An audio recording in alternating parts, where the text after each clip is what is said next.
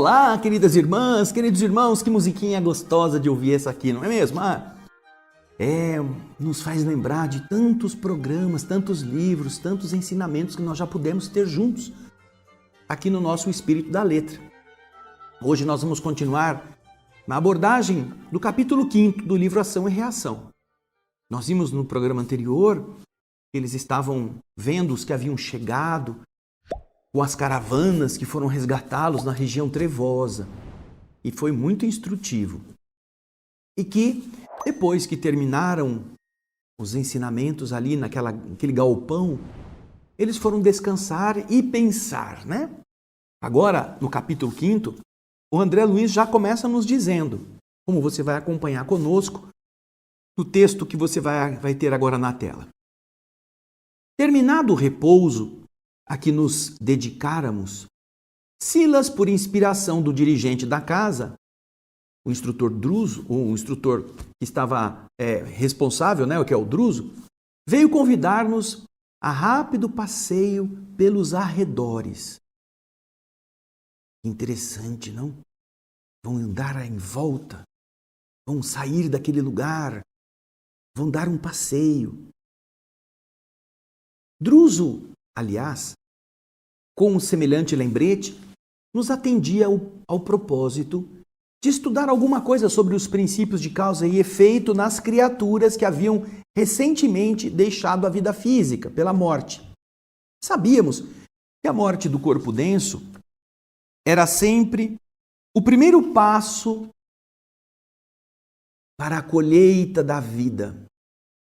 E por isso não ignorávamos que o ambiente era dos mais favoráveis à nossa investigação construtiva, porque o imenso umbral, logo à saída do campo terrestre, vive repleto de homens e mulheres que vararam a grande fronteira em plena conexão com a experiência carnal. Olha só que interessante. Um umbral que começa já na superfície da terra. Esse umbral é essa larga fronteira em que os que deixam a carne, conectados com a carne ainda, se encontrarão ali meio atontados, meio perdidos. Ele continua falando então. Hilário e eu, alegremente, pusemo-nos junto do companheiro, logo a seguir a ele, que, transpondo conosco largo portão de acesso ao exterior, nos disse bem-humorado. Certamente que ele estava sabendo dos nossos objetivos. Ele então disse, sem qualquer dúvida para nós, que voltamos recentemente da terra, as províncias infernais, muito mais do que as celestes, são adequadas às nossas pesquisas sobre a lei de causa e efeito, uma vez que o crime e a expiação, o desequilíbrio e a dor fazem parte dos nossos conhecimentos mais simples, nas lutas, nos trabalhos cotidianos, ao passo que a glória e o regozijo, a satisfação, a alegria angelicais representam estados superiores da consciência que vão além da nossa compreensão.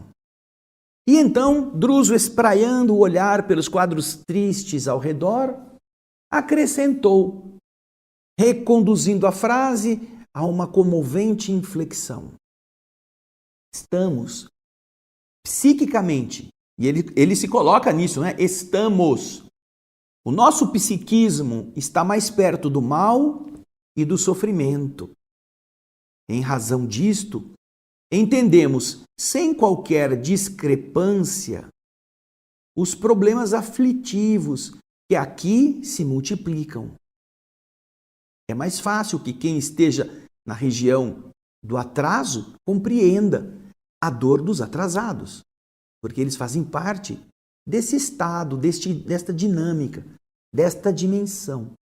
Aí André Luiz fala o seguinte, olha, à medida que nos afastávamos, nós íamos entrando mais e mais na sombra densa, que ia se tornando cada vez mais espessa, mas que aqui ou ali estavam iluminadas por tochas bem apagadas, quase fumegantes, tochas mortiças, como se a luz nos lugares em torno lutasse terrivelmente para nutrir-se e sobreviver. A luz das tochas, a muito custo, mantinha-se acesa, como se ela estivesse sendo atacada por algum vapor de água que impedisse que ela ficasse exuberante. É o que ele está querendo informar. Aí ele continua descrevendo o lugar. Soluços e gritos, imprecações, que são aquelas maldições, blasfêmias, emergiam da treva. Na escuridão se ouvia tudo isto. Compreendemos de relance que o espaço que era ocupado pela instituição era de forma retangular e que o terreno, sob o nosso exame, estava na parte de trás, como se fosse um enorme povoado extramuros, na parte de trás da instituição. Ao perceber-nos a curiosidade e o interesse, o assistente veio ao encontro de nossas indagações explicando: nós nos achamos de verdade na zona de trás do nosso instituto, em uma larga faixa superlotada de espíritos conturbados e sofredores. Hilário, que estava tão surpreendido quanto eu, observou de maneira assim franca: mas toda essa gente parece que está entregue ao sabor das intempéries. Não seria razoável que a mansão se estendesse, abarcando essas pessoas com o seu amparo e defendendo-as com os seus muros? E o assistente Silas, sem se alterar, respondeu: ora, Hilário, logicamente esse plano é o mais desejável. Entretanto, estamos diante de compacta multidão de almas em reajuste. Este imenso conglomerado de criaturas sem o corpo de carne começou num grupo de seres desencarnados que clamavam pelo socorro da mansão, sem os necessários requisitos para recolher-se a essa assistência que pediam. Uma vez que nós temos firmeza na execução do programa que assiste a este trabalho de amparo, nossa casa não lhes podia abrir as portas imediatamente, por causa do desespero e da revolta em que eles se deleitavam, eles se sentiam prazerosamente entregues. Porém, também não desdenhava, também não ignorava a possibilidade de prestar a eles a ajuda possível, fora do campo de ação em que ela se encontra sediada. Desta forma, Hilário, iniciou-se a presente organização, que contra a nossa vontade é um abismo de sofrimento. Esse grupo, esse povoado que havia atrás da Mansão Paz, começou assim. Um grupo que foi lá pedir ajuda, mas que não queria se melhorar, queria apenas entrar para usufruir de coisas que não mereciam e que não puderam ser recebidos. Porém, a instituição foi buscar ajudá-lo de alguma forma. E a partir daí, foi chegando mais gente desencarnada. Não por causa da vontade da instituição. A vontade da instituição é que todos melhorassem, se ajustassem ao novo padrão para poderem ser acolhidos, mas eles não queriam isso. Então, eles se aglomeraram nesse abismo de sofrimento. E ele continua explicando. Veja aí no texto. Aqui se reúnem de maneira indiscriminada milhares de entidades, vítimas dos seus pensamentos desvairados e sombrios.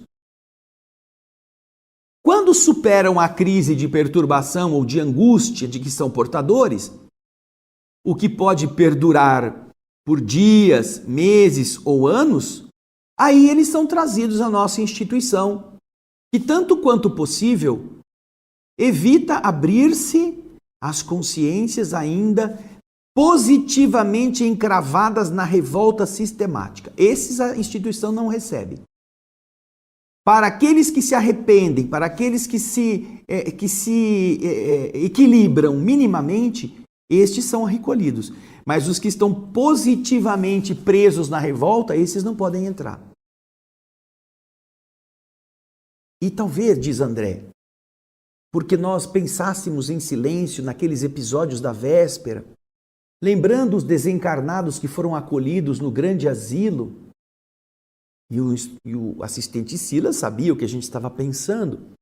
Talvez, então, isso tenha feito com que o Silas acrescentasse.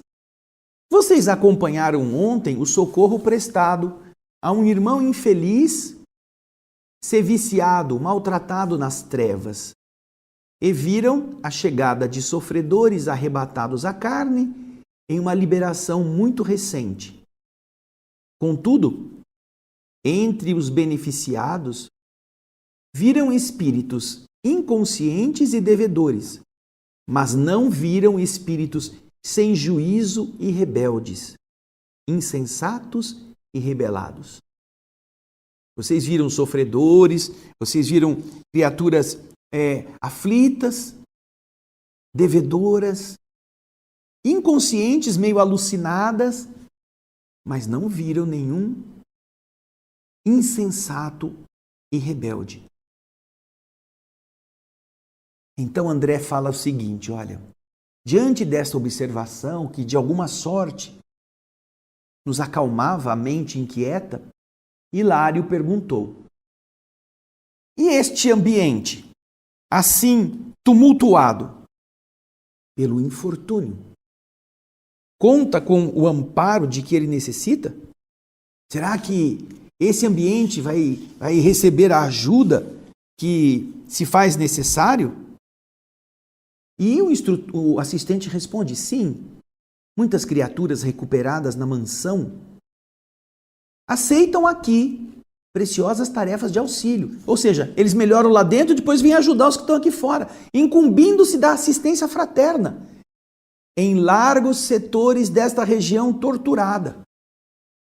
Melhoradas lá, trazem para cá as bênçãos recolhidas, transformando-se em valiosos elementos de serviço de ligação.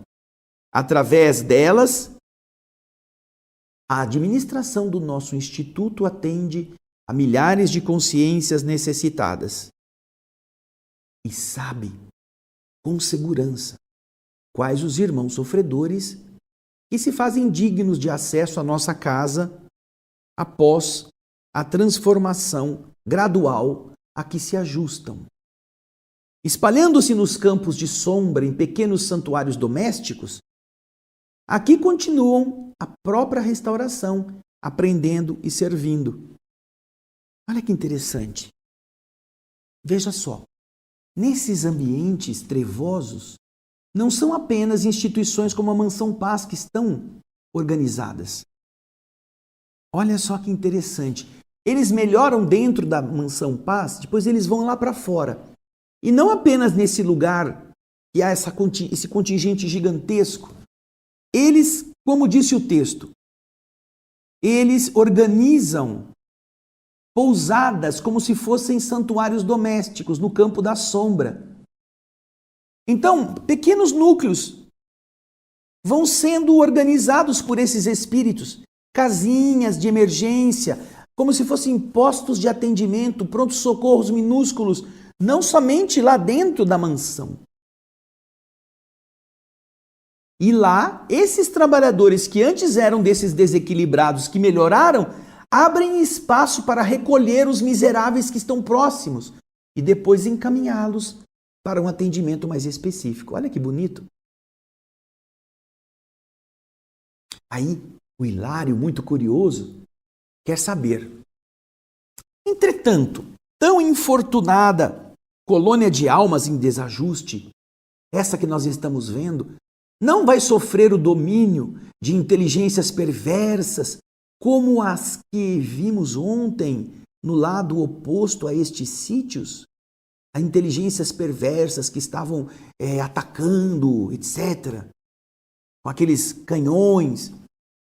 E o assistente disse: sim, Hilário, os assaltos, os ataques desta ordem são aqui constantes e inevitáveis, principalmente em torno das entidades que deixaram cúmplices bestializados em antros infernais ou em núcleos de atividades terrestres.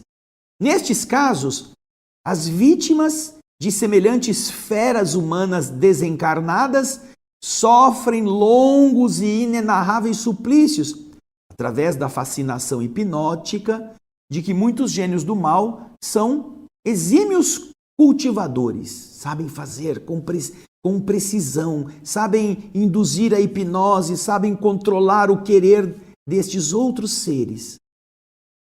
E depois de ligeira pausa, Silas acentuou: São esses alguns dos fenômenos de flagelação compreensível que alguns místicos do mundo, ao se desdobrarem no desdobramento mediúnico, ao saírem do corpo, no reino das trevas, classificaram como sendo vasta purificação. Para eles, as almas culpadas depois da morte experimentam horríveis torturas por parte dos demônios aclimatados nas sombras. Esse é o conceito do inferno.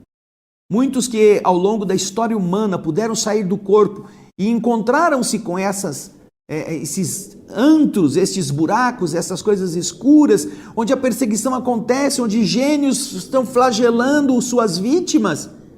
Aí estão as figuras do inferno de Dante, aí estão as figuras de lugares trevosos que são relatados em diversos outros livros ou escritos que foram deixados por outros homens na terra.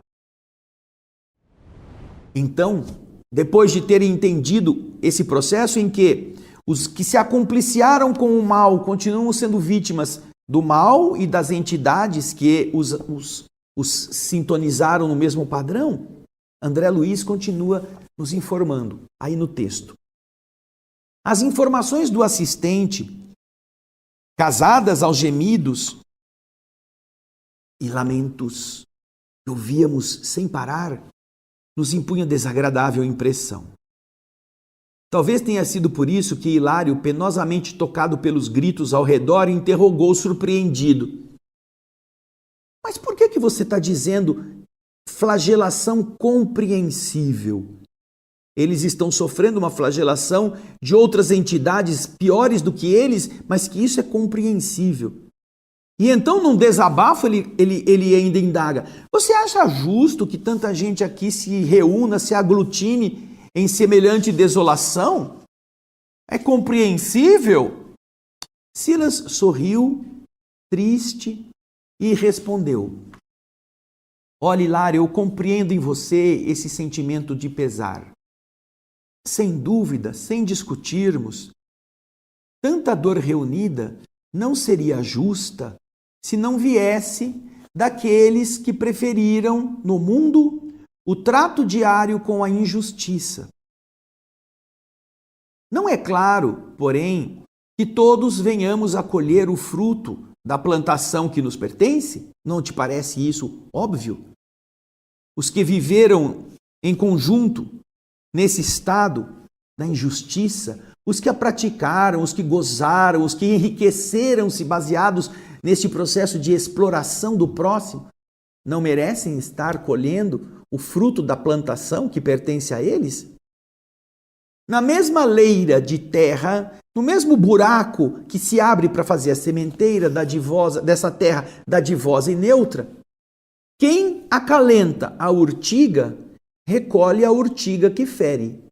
E quem protege o jardim, tem a flor que perfuma. O solo da vida é idêntico para nós todos. Não encontraremos aqui, neste imenso palco de angústias, almas simples e inocentes, mas sim criaturas que abusaram da inteligência e do poder, e que voluntariamente, surdas à prudência, se perderam nos abismos da loucura, da crueldade, do egoísmo, da ingratidão, fazendo-se temporariamente presas das criações mentais e insensatas e monstruosas, que para si mesma essas pessoas teceram, elas construíram isso, elas escolheram ser assim. Portanto, apesar de ser tocante, apesar de ser triste, eles estão colhendo aquilo que eles mesmos quiseram fazer. Não há inocentes neste buraco. Aí, não é? Estando atentos a isso tudo, o André Luiz conta o seguinte, ó. A nossa conversação foi interrompida de imediato, diante de uma pequena casa que se confundia com um nevoeiro, de cujo interior brotava reconfortante jorro de luz. Você imagina então andando naquele breu lascado, de repente eles começam a ver uma pequena luzinha que vai ficando mais clara à medida que eles vão chegando e eles se deparam com uma pequena casinha. No interior brotava reconfortante jorro de luz. Cães enormes que podíamos olhar aqui fora, na faixa de claridade que oscilava, uivavam de estranho modo ao sentir-nos a presença. Começaram a indicar, tem gente, cachorro faz assim, não é? De imediato, um companheiro de alto porte e aspecto rude apareceu na porta. E então acenou, saudou-nos da diminuta cancela que nos separava da entrada, abrindo-nos a passagem. Silas nos apresentou alegremente. Esse aí é o Orzil, um dos guardas da mansão em serviço nas sombras. Em poucos instantes nós nos achávamos na intimidade do pouso aquecido, quentinho. Sob o comando gritado pelo guardião, o Orzil, 2 dos 6 grandes cães se acomodaram junto de nós, deitando-se aos nossos pés. Orzil era de constituição agigantada, parecendo-nos um urso em forma humana. No espelho dos olhos límpidos mostrava sinceridade e devotamento. Tive a nítida ideia de que éramos defrontados por um penitenciário, um desses bandidos que estão na penitenciária, confessos, que está a caminho de uma segura regeneração. Um bandido bom, vamos dizer assim. Na sala estreita e simples, tinha ali alguns bancos e acima dos bancos destacava-se um nicho ovalado em cujo interior havia uma cruz tosca, iluminada por uma candeia estruturada em forma de concha. Orzil então afastou-se para sossegar os grandes animais menos domesticados no interior da choupana. Enquanto isso, o assistente nos disse: esse nosso irmão é um amigo de cultura ainda escassa e se comprometeu em delitos lamentáveis no mundo. Sofreu muito sob o império de antigos adversários. Mas, atualmente, após longo estágio na mansão, vem prestando valioso concurso, valiosa ajuda nesta vasta região em que o desespero se refugia. É ajudado, ajudando.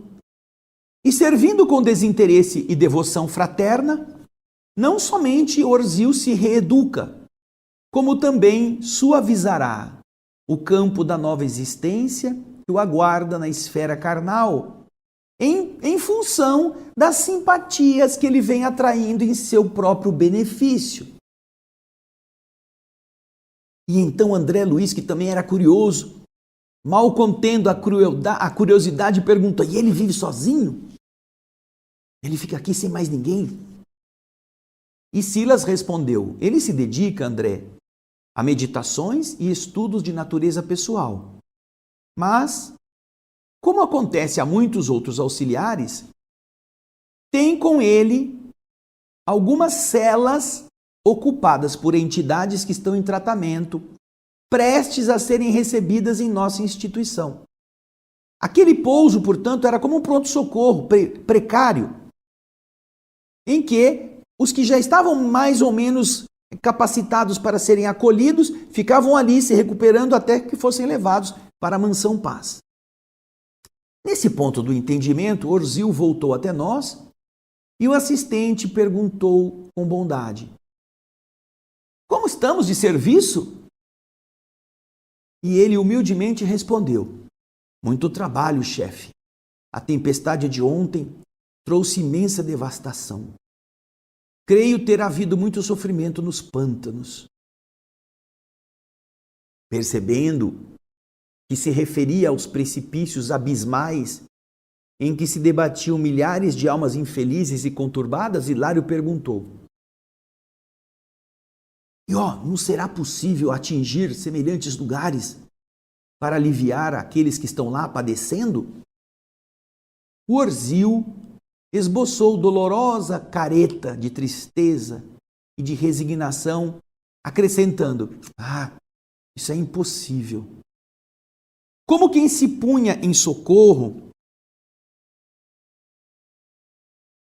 do companheiro que estava ali falando, né? Porque ele não tinha muita cultura, ele apenas ia responder de forma assim, monossilábica. O Silas veio e acrescentou, para o Hilário entender: Hilário, aqueles que se agitam nessas furnas permanecem, de modo geral, quase sempre extremamente revoltados. E na insânia, na loucura a que se entregam, eles se tornam verdadeiros demônios de insensatez. É necessário que se disponham à clara conformação, ao claro arrependimento, à resignação, de forma nítida e também de forma pacífica, para que, ainda mesmo que estejam semi-inconscientes, consigam acolher com proveito a ajuda, o auxílio que os corações recebem ou os que estão tentando ajudá-los lhes estende. E então, como se quisesse passar a demonstração do que ele estava afirmando, ele nos conduziu para inspecionar as celas que ali estavam próximas. Então Silas perguntou: quantos doentes estão aqui internados? E Orzil, atencioso, respondeu sem titubear: temos 3 amigos em franca situação de inconsciência. Depois de alguns passos, ouvimos uma gritaria muito grande. As acomodações reservadas aos enfermos permaneciam no fundo, como se fossem largos boxes de confortável cavalariça, onde os cavalos ficam guardados. Essa é a figura mais adequada à nossa tarefa descritiva, porque a construção em si, aquele prédio, demonstrava rusticidade e, ao mesmo tempo, segurança. Naturalmente, assim construídos pelos objetivos, não é? Da contenção daqueles espíritos que estavam lá. À medida que nós nos acercamos do refúgio, desagradável odor nos afetava as narinas. Ou seja, eles sentiam o olfato do ambiente. Quando eles iam se aproximando, um cheiro forte afetava as narinas. Ou seja, eles estão captando isto. Eles sentem odores, não é?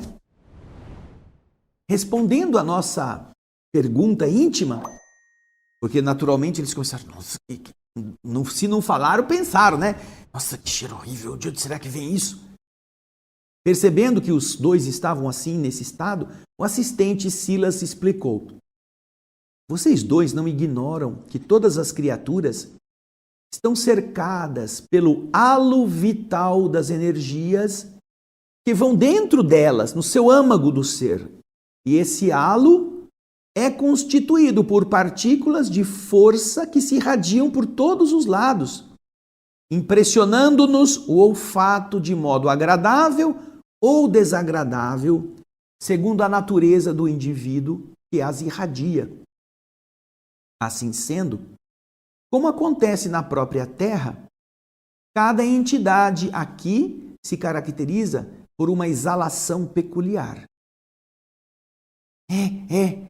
Sim, isso mesmo, confirmamos Hilário e eu simultaneamente.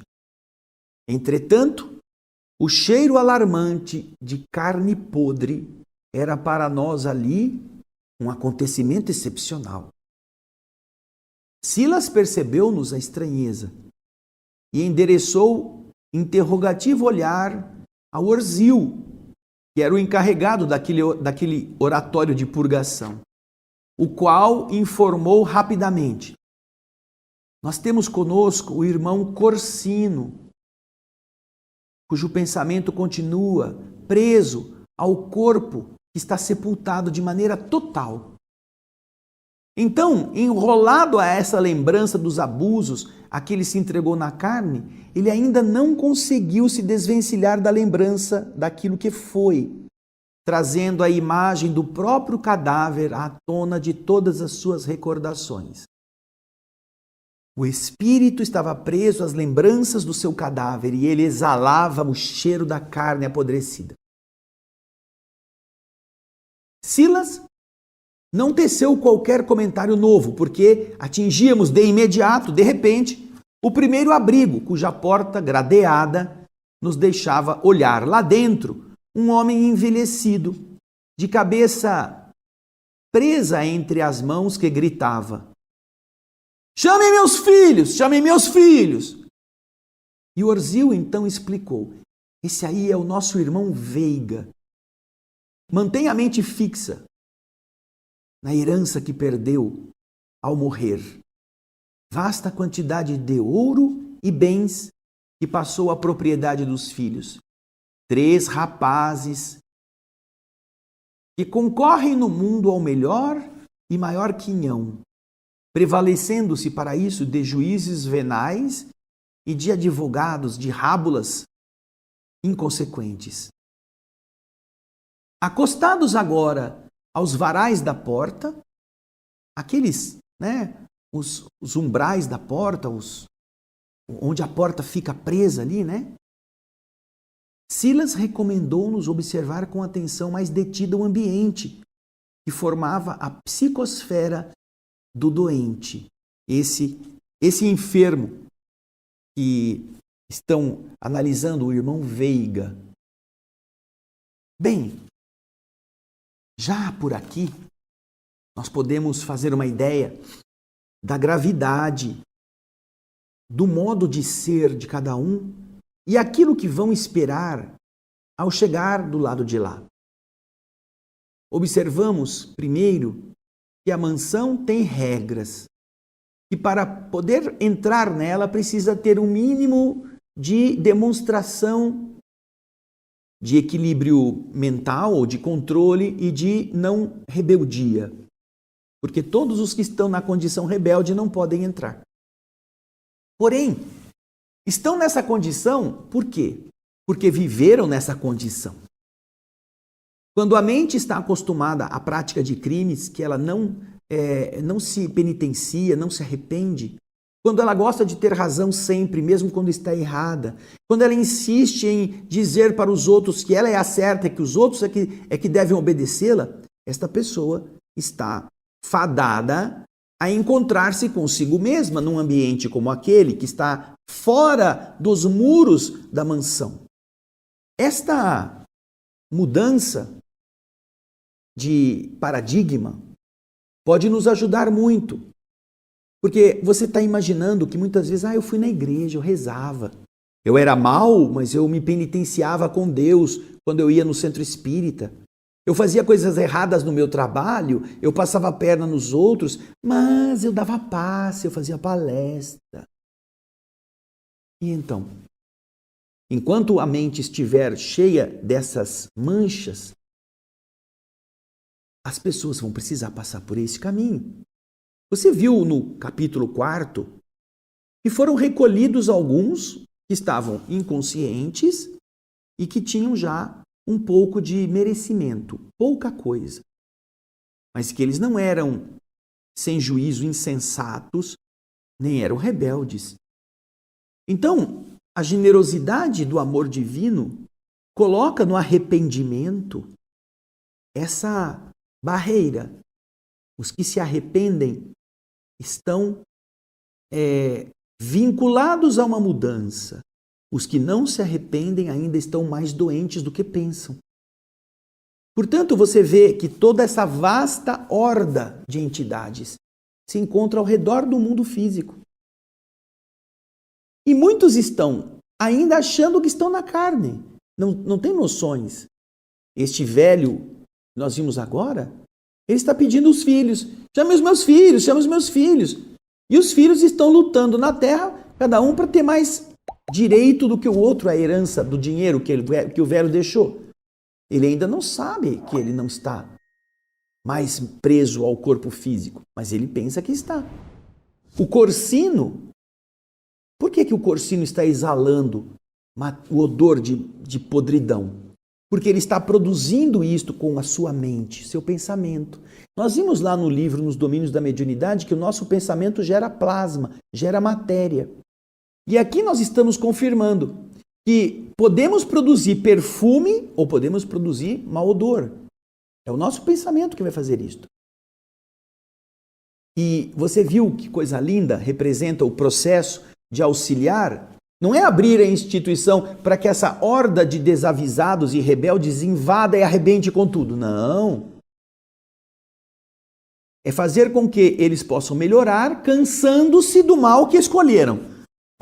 E quando eles estão numa condição favorável, os que já se melhoraram na instituição, que não são espíritos santificados, não são espíritos elevados, mas eles já se melhoraram ali, podem ajudar os que estão ali fora, constituindo pousadas minúsculas, próximas das tragédias. Então, quando se percebe que um dos espíritos daquela região trevosa está dando sinais de que está se cansando deste estado, está realmente se arrependendo do mal que fez, eles podem ser recolhidos e podem ser abrigados, até que se restaurem um pouco e sejam levados para a mansão. São vários os que estão ali nesses postos se recuperando a si mesmos, como é o caso do Orzil. Um indivíduo abrutalhado, grandão, como se fosse um desses lutadores que andaram matando 300 pessoas e que agora estão arrependidos. Então agora estão cuidando dos outros. E com isso estão obtendo simpatia, estão obtendo o amparo de outros que se estão beneficiando do seu gesto de amor, mesmo na treva. Olha só que coisa bonita. A existência de núcleos mínimos onde, protegidos por cães, você viu que ele cita que eram cães muito grandes, é um processo de intimidação mais do que de agressão, não é? A intimidação das entidades que eventualmente queiram se aproximar, os cães começam a dar o sinal de perigo. Mas eles fazem parte do esforço da melhoria. Então, até aqui nós estamos aprendendo com André Luiz, Hilário e Silas este mecanismo. É o estado mental que vai conduzir as pessoas para esse lado. Porque você viu que ali não estão os inocentes, não estão os puros, os que viveram com santidade. Ali estão os que gostaram de dar golpes, os que gostaram de enfeitar-se para prejudicar as pessoas, os que tinham intenções ocultas e que com elas puderam criar dissabores na vida das outras pessoas, fazer vítimas sem se intimidar. Esses são os ambientes infernais onde a consciência vai ter que ser expurgada. E é a eles que se referem as visões que os místicos de todos os tempos tiveram e que depois foram descritas em estruturas infernais, em estruturas de perseguição, de demônios sobre as suas vítimas, fazendo com que o imaginário popular tivesse a ideia de que existem lugares em que criaturas maldosas perseguem outras. Mas não são as outras que estão ali ingênuas, bobinhas, não. São indivíduos que se ligaram a esses infernos mentais pelas práticas já rotineiras do desajuste, do desencanto, da vantagem em tudo. Você está vendo, portanto, que este livro estará muito ligado ao que nós somos, com a possibilidade de, ao entendermos esse mecanismo, nos afastarmos das práticas nocivas que certamente vão nos conduzir para esses ambientes.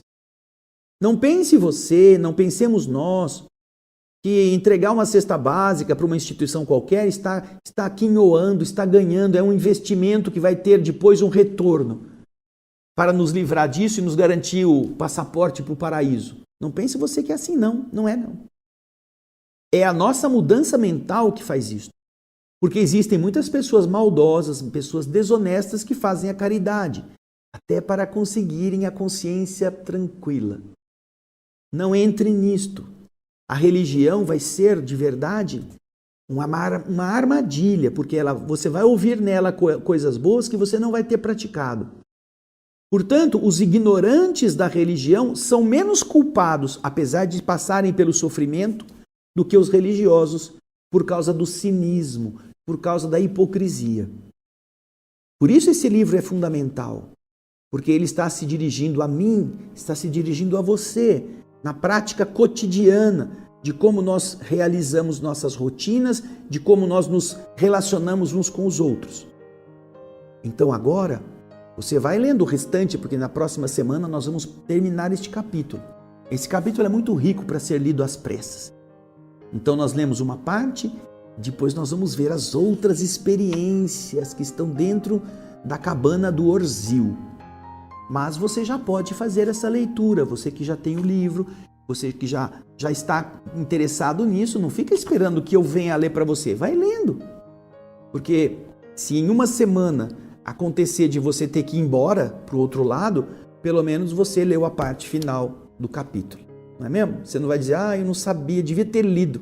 Nós não sabemos quando vai ser a nossa hora, não é mesmo? Então, você está conosco, muito obrigado pelo seu carinho. Fique conosco, na próxima semana a gente vai para a segunda parte deste maravilhoso capítulo.